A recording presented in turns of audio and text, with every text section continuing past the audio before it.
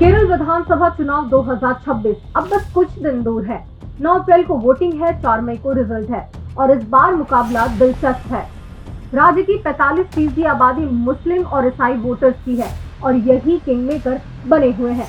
लेकिन सबसे बड़ा ट्विस्ट इस चुनाव में ये है कि गल्फ में रहने वाले 22 लाख केरल के एनआरआई वोटर्स इस बार घर नहीं आ पा रहे क्योंकि अमेरिका ईरान युद्ध चल रहा है और इसका असर मालाबारी इलाकों पर पड़ सकता है।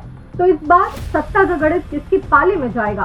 पार्टियों ने घोषणा पत्र जारी कर किन मुद्दों के जरिए वोट बैंक साधा है, चलिए इस वीडियो में बात करते हैं। नमस्कार, मैं हूं पूनम ऋतु सेन और आप देख रहे हैं द लेंस। इस वीडियो में विस्तार से चर्चा करें उसके पहले अगर आप द लेंस में नए हैं तो हमारे चैनल को सब्सक्राइब कर लीजिए और हमारी पत्रकारिता का हिस्सा बनिए।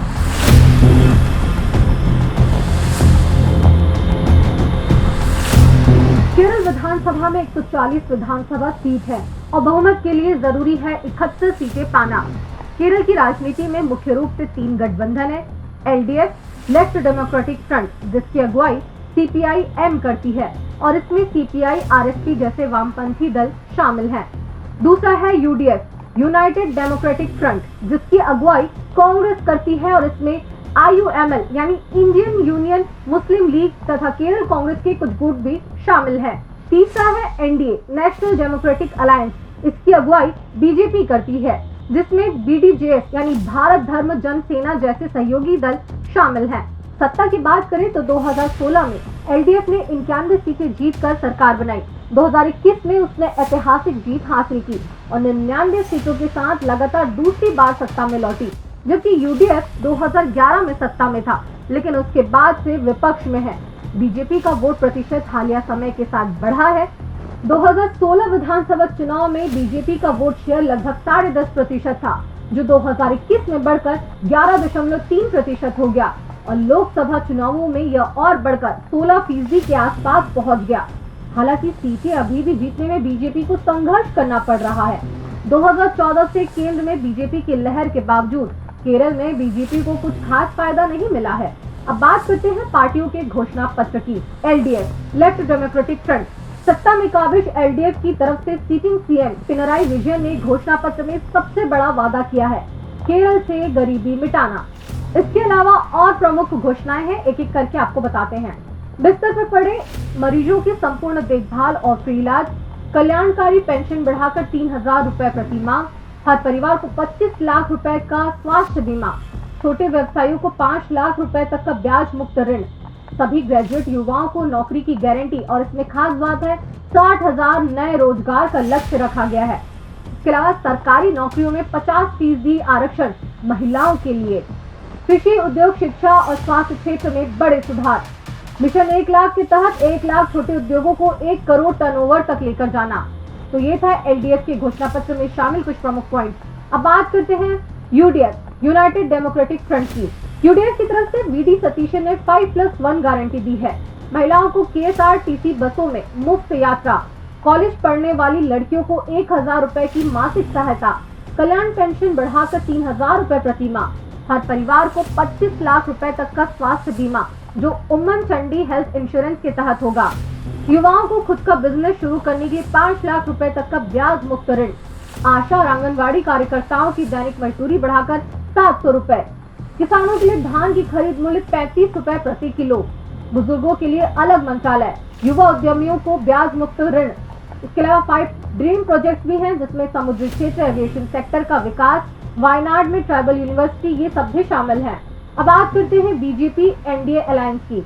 बीजेपी की तरफ से घोषणा पत्र में कुछ प्रमुख वादे किए हैं, एक एक करके आपको बताते हैं। गरीब महिलाओं को भक्ष्य आरोग्य सुरक्षा कार्ड, इसके तहत 2500 रुपए प्रति माह दिया जाएगा जिसमें दवाइयां और किराना शामिल होगा। गरीब परिवारों को साल में 2 फ्री एलपीजी सिलेंडर, ओणम और क्रिसमस पर।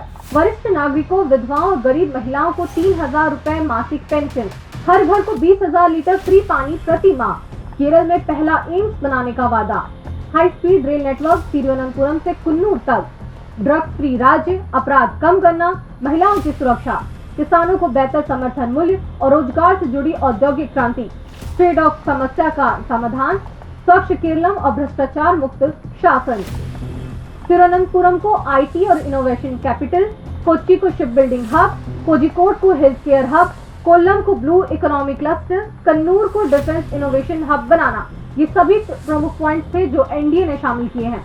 लेकिन अब सवाल ये है कि इन वादों में कौन सा वादा वोटर को ज्यादा छुएगा।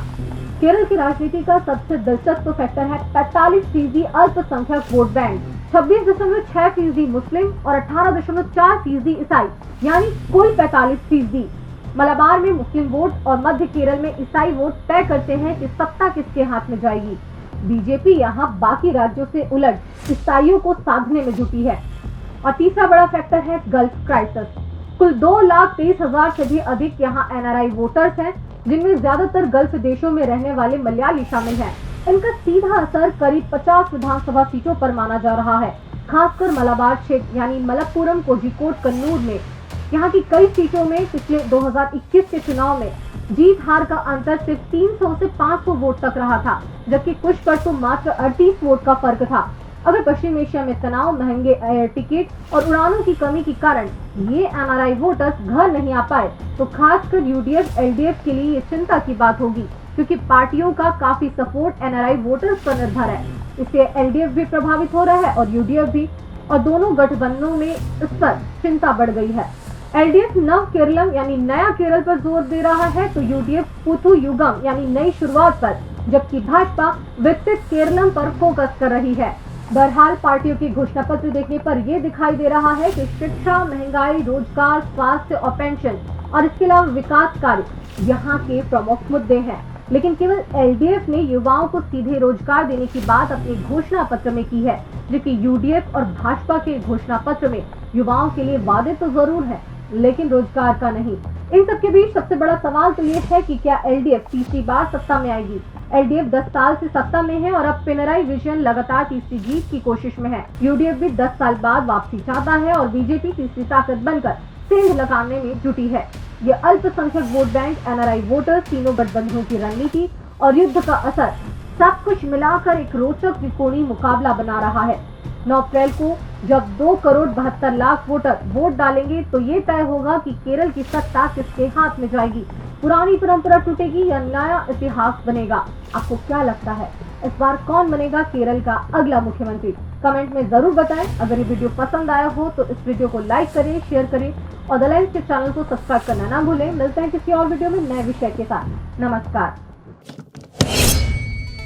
देश दुनिया की रखी खबर हर रोज हर शाम कानो कान सुनते रहें द लेंस पॉडकास्ट। रही अपडेट लेंस के साथ।